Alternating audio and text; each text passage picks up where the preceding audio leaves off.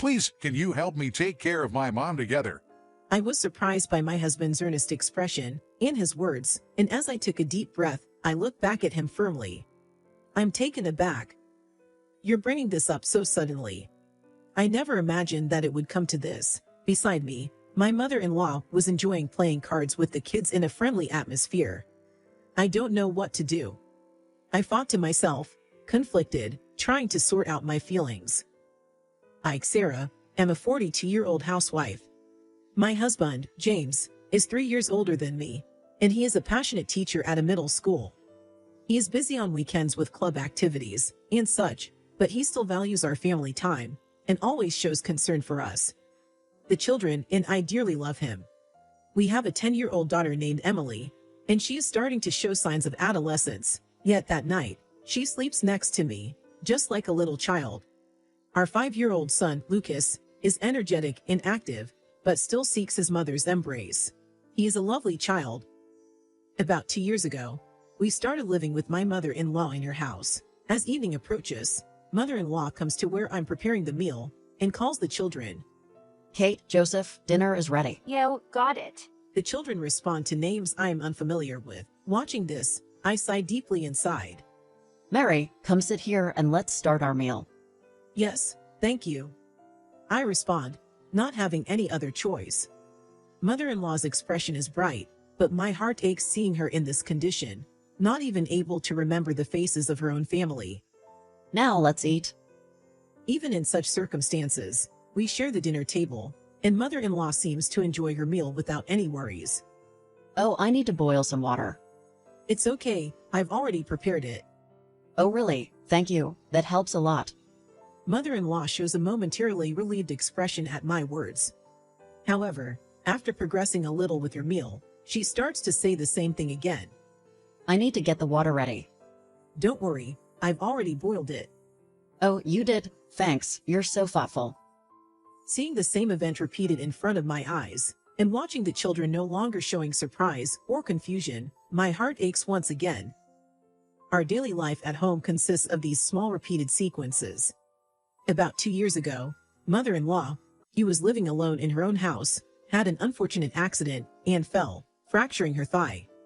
The subsequent rehabilitation and treatment took a long time, and mother-in-law, who used to be very active, became almost completely immobile. Contrary to her energetic lifestyle when she was living alone, she now spends her days in a subdued manner. As we frequently visited the hospital, we started to notice something off about my mother-in-law's behavior. Around the time she was discharged, the doctor diagnosed her with dementia. When my husband earnestly bowed his head and expressed his desire to live with his mother and take care of her, I was thrown into a state of great confusion. Amidst the whirlwind of emotions, I overcame everything and decided to accept her as a part of our family, considering how kind and family-oriented my mother-in-law had always been. At first, the children were confused, but as they saw how their grandmother's loving nature and happiness when responding to a different name, they began to accept her. From that point on, our daily life at home involved everyone calling my mother-in-law or sharing peaceful moments together. However, even in those days, there were moments of turmoil. You can't be serious, Sarah. I can't believe you're making our mom do housework. Do you even understand your role as a daughter-in-law? My sister-in-law, visiting for the first time in months, frowned upon seeing our mother-in-law actively helping out with cleaning around the house. Actually, helping out around the house lifts mom's spirits. The last time we saw her doctor, he advised that it's good for her to stay active according to her condition. Are you making excuses? Are you just leisurely living off my brother's earnings and mom's pension? Do you even have a sense of responsibility to do housework sincerely? Mom seems so active, but does she really have cognitive issues? I wonder if you're hiding the truth with selfish intentions. That's not true. Her sporadic visits didn't give her a proper grasp of the daily changes and the reality of the situation, which made me feel irritated inside. Mom, I brought your favorite cookies. Let's eat them together while having some tea. Thank you, Maria. Seeing the sparkle in my mother-in-law's eyes as she happily reunited with her beloved daughter eased my earlier frustration. As night falls, the events of the day will probably fade from her memory. My husband has an older sister, 5 years his senior, and an older brother, 2 years his senior. making him the youngest of 3 siblings. Yet, somehow, we have found ourselves in the position of taking care of our mother-in-law. My brother-in-law frequently changes jobs and moves from place to place, and my sister-in-law is married and has started her own family, so they are both physically distant. Since James' family lives nearby, it's only natural that they take the main responsibility for taking care of her, right? I always feel a sense of resentment in my heart towards my sister-in-law's opinion. On the other hand, my husband truly appreciates the time and effort I put into caring for my mother-in-law. On weekends and holidays, he actively takes part in her care and support. My mother-in-law does show signs of forgetfulness and mild wandering behavior from time to time, but for the most part, she is a heartwarming grandmother. Thank you, you've been so good to me. Her words of gratitude to our family are more encouraging than anything else. However, I often feel utterly exhausted by my sister-in-law's attitude. She doesn't provide any practical support or financial help, only offering advice or criticism. Amidst these daily challenges, our lives took a sudden, insignificant turn. My beloved husband passed away unexpectedly. He collapsed at work, complaining of feeling unwell, and by the time I reached the hospital, it was already too late to have a conversation with him. For a while, I lived in a state of disbelief, unable to accept reality. As the days went by, I was caught up in preparing for the funeral and taking care of the children's emotional well-being, losing track of time. Before I knew it, several weeks had passed, and I was forced to face our new reality. Although my husband had left us some assets, it was not enough to sustain our lifestyle. We were living in the house my husband grew up in, and I was taking care of my elderly mother-in-law. Unfortunately, her dementia symptoms seemed to be gradually worsening. There were times when she fully accepted my husband's death, and times when she would forget. This seemed to bring a deep sense of emptiness to her heart, and she would often cry like a child. I couldn't bear to leave her, and moving out of my husband's family home was out of the question. Getting a job was difficult, and we were gradually using up the savings my husband had left us. 3 months after my husband's death, my sister-in-law and brother-in-law suddenly decided to visit our house. Do you plan to live in our family home forever? What? Exhausted from daily caregiving and looking after the children, I was stunned by those words. Looking at me with cold eyes, my brother-in-law spoke in a high-handed manner. Aren't you ashamed to be living off our mother's limited pension? We are using Grandma's pension as a minimal living expense. Are you really doing that? I find it suspicious. Anger welled up inside me at his sarcastic smile. I felt that he, who had not contributed a penny to his brother's funeral, was the one who should be ashamed. My sister-in-law looked around our house with a displeased expression. Your place isn't here anymore. I've decided to move back into this house, so I will start a new life here with Mom. But April, I heard that you declared you wouldn't return after getting married and leaving this house. That's true. But my irresponsible husband cheated on me. I've decided to come back here. My children are all adults now, and they are walking their own paths. That's surprising. While her husband's infidelity was sad, her attitude, trivializing our caregiving efforts to this point, was unforgivable. With these emotions swirling in my chest, my sister-in-law approached my mother-in-law. Mom, don't you think it's good to live with your real daughter? The mother-in-law seemed a bit confused, but the sister-in-law began to interpret her reaction to suit her own convenience. See, Mom wants to be with me, so you should leave. But I have children too. And it's not that simple. Before I could find the words, my brother-in-law smiled sarcastically. You can't expect support from us anymore. If you had gotten a proper job and supported our brother, he might have had a healthier life. You could have done more for him. How heartless could this man be, throwing words that seemed to mock my husband's death? It was incredibly hard to understand. However, due to long days of fatigue and accumulated stress, I no longer had the energy to confront them directly. That night, after the children went to sleep, I sat on the living room sofa, deep in thought. The more I thought about it, the more leaving this house seemed like a good choice for me. If I didn't have to take care of my mother-in-law, I could look for a job outside again. But was leaving the house, as my sister-in-law and brother-in-law suggested, the right choice for me? Thinking about the future of my mother-in-law made my heart ache. I wonder how my deceased husband would perceive my internal turmoil. Amidst this confusion, I went over my farts again and again in my head. At that moment, my mother-in-law quietly came to my side after opening the living room door. Sarah, Laura, are you okay? Can I help you with anything? As I voiced my concern, my mother-in-law slowly took my hand. Sarah, please leave this house. Why would you say something like that? I was lost for words, overwhelmed by confusion and surprise at her sudden request. Could it be that she prefers living with her biological daughter, my sister-in-law, over me? As these thoughts ran through my mind, my mother-in-law spoke kindly, as if she could read my thoughts.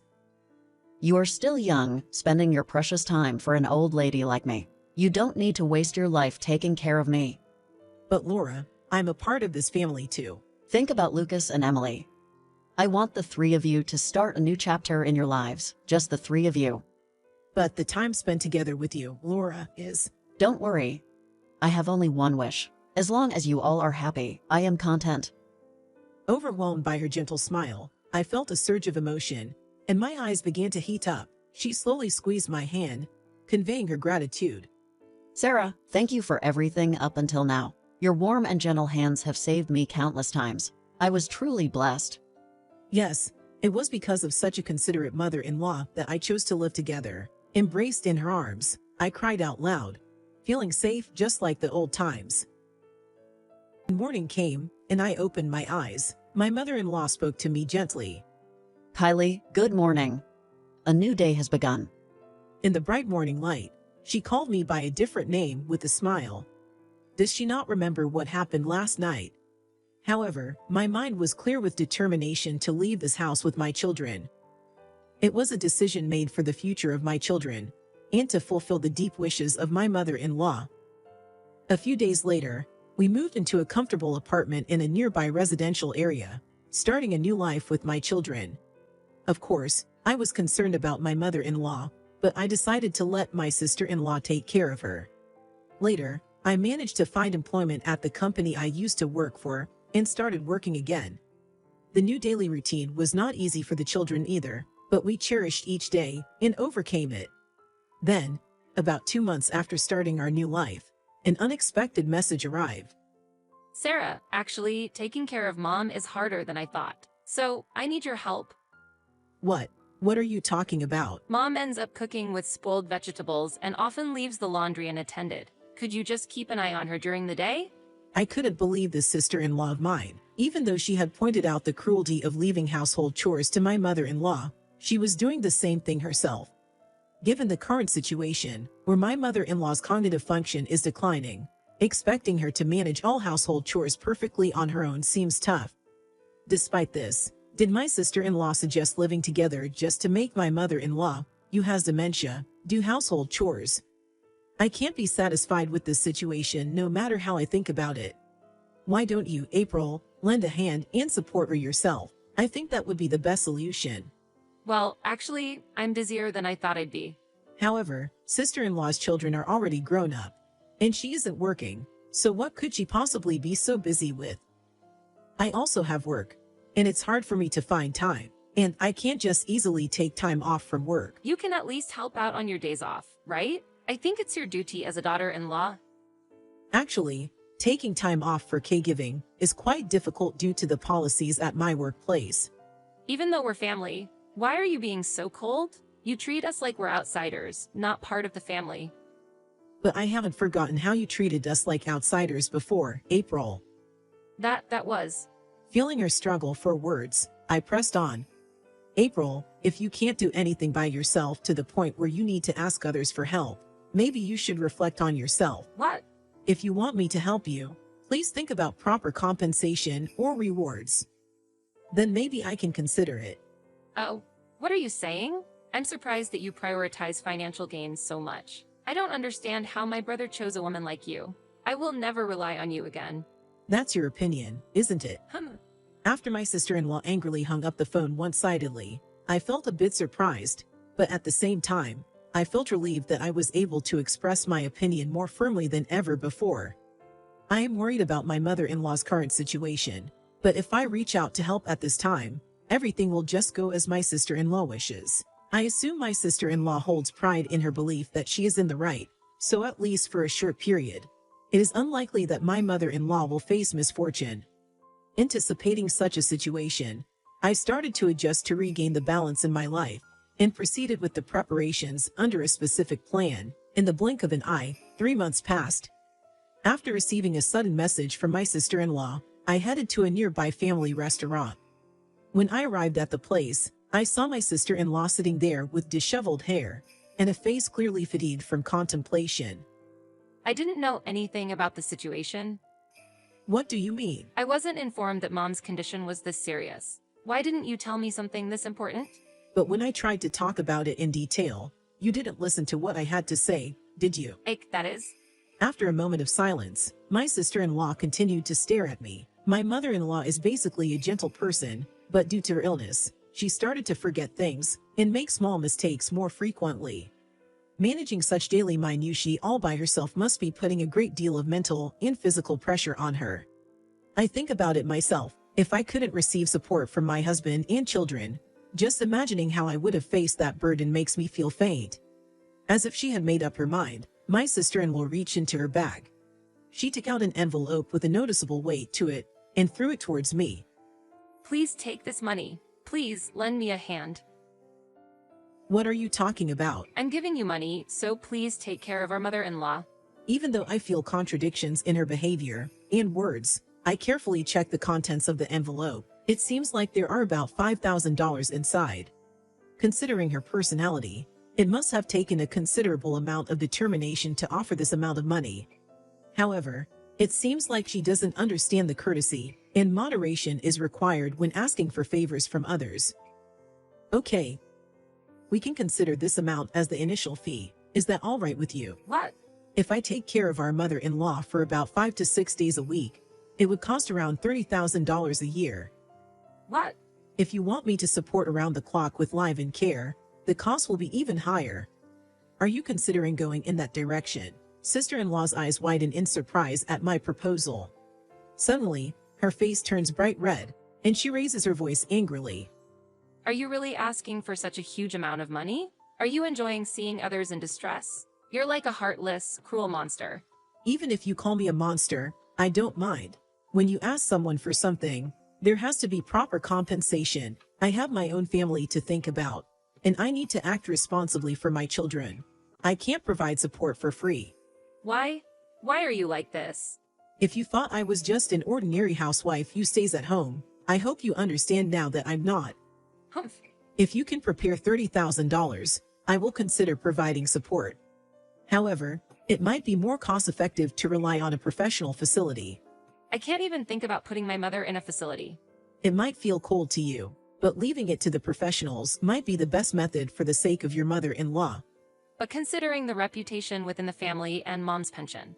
Shouldn't you prioritize your mother-in-law's happiness and safety over such selfish factors? Besides, didn't you receive alimony because of your husband's affair? That's irrelevant. Don't tell me, April, you haven't received the alimony yet. I actually have one doubt. The affair wasn't involving you, was it? What? Seeing my sister-in-law's shoulders tremble with surprise, I could tell my words had struck a chord. It seems she might be using the plausible reason of being worried about Mom's health as a front to avoid discussing divorce and alimony with her husband. If that's the case, why not ask your brother for help? You might consider asking him for assistance, or perhaps even some financial support. Given the blood relationship, don't you think you could establish a deeper trust with him, compared to someone less closely related like me? I see. I could see a slight change in her complexion, judging by how she spoke. It seems like her brother, due to work commitments or other reasons, hasn't really been providing any support at all. For the future well-being of our mother, you should seriously discuss with him and decide on how to best handle this situation. With that piece of advice, I paid the bill without causing any disturbance in the store and left. Afterward, she continued to persevere on her own. However, it seemed she had reached her limits. Taking her mother-in-law with her, she decided to confront her brother-in-law's family directly. Her brother-in-law's wife and their adorable kids were stunned to witness the family dispute unfolded between the sister-in-law and brother-in-law over the grandmother's care. Fearing they might be dragged into the overwhelming responsibility of caregiving, they decided to leave the house. Their reaction suggested they were probably used to receiving cold and harsh treatment from the brother-in-law. Feeling completely isolated and confused, the brother-in-law demanded that the sister-in-law and mother-in-law left his house, insisting he would cover the nursing home expenses himself. As the anniversary of my husband's death approached, she, with a heavy heart, shared her decision. I've thought it over and I've decided to put Mom in a nursing home. I had been anticipating this update, and from the nursing home information I had carefully reviewed over the past 6 months, I introduced her to the facility that I believed would be the most suitable for our mother-in-law. The sister-in-law, deeply affected, continued to speak, her words occasionally confused, but I took them as signs of understanding, and proceeded swiftly with the nursing home admission process. Our mother-in-law was able to start a new chapter in her life, and I got to see her smile again after so long. Now, without any fear of criticism or slander from the sister-in-law or brother-in-law, I can maintain my peace of mind and fully enjoy my time with our mother-in-law. I created this environment because I wanted to do my best to show my gratitude to my mother-in-law even though I was busy raising children. My mother-in-law strokes my hand as warmly as if it were days long ago, as tears unexpectedly flowed down my face. Kylie, is something bothering you? But don't worry about anything. I'm right here with you. I will protect you firmly. Although she doesn't call my name directly, her hand's warmth and her voice's steady tone remain as they were before. I'm really grateful. I will come to visit more frequently from now on. As I smiled, my mother-in-law also beamed with joy, returning the smile. Afterwards, it seemed that my mother-in-law was truly enjoying her leisurely time at the carefully chosen facility. Considering her family's history, I had selected a quiet facility with a view of the ocean. Just as I had hoped from my research, the facility's atmosphere was very comfortable, and it seemed my mother-in-law was living peacefully. Her kindness and approachability seemed to be highly valued by the staff and other users of the facility, and every time I visit, my heart warms seeing her joyfully conversing with many people.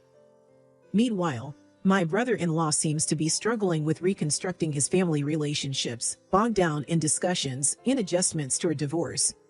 Even though she has finished taking care of our mother-in-law, and the facility's costs have nearly depleted our mother-in-law's pension, she herself has run out of income. In such circumstances, it seems like she has found a part-time job and is working. On top of that, her relationship with her husband is tense, and divorce seems to be on the table. While she does visit our mother-in-law's facility regularly, it seems a bit awkward for her to meet me. As for myself, I prioritize maintaining a good relationship with my mother-in-law and ensuring that the family lives peacefully, so what my sister-in-law decides to do is up to her.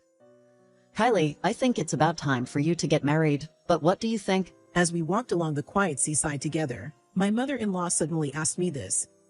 I will consider it if the right person comes along, I replied with a smile, wondering how old I appeared in her eyes. Kylie, you are beautiful and have a gentle personality. So I'm sure you will find a good husband and a caring mother-in-law. I hope so, I replied, while warmly holding her hand. I want to get married at home where a warm-hearted mother-in-law like you is waiting for me. I conveyed from the bottom of my heart. Under the gentle spring sunshine, the sound of the softly crashing waves filled my chest with tranquility and comfort,